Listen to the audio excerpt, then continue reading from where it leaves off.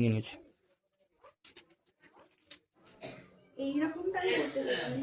আমাদের কাজের প্রস্তুতি শুরু হয়ে গেছে গাইস। হ্যালো গাইস, আমরা এখন প্রায় ঠুকছি।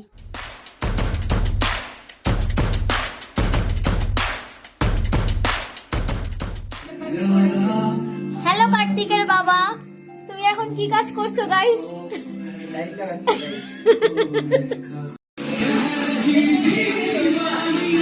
মোটামুটি আমাদের কাজ চলছে এখনো পর্যন্ত। আমাদের এখনো পর্যন্ত প্রস্তুতি পর্ব চলছে। মোটামুটি আমাদের কাজ শেষ।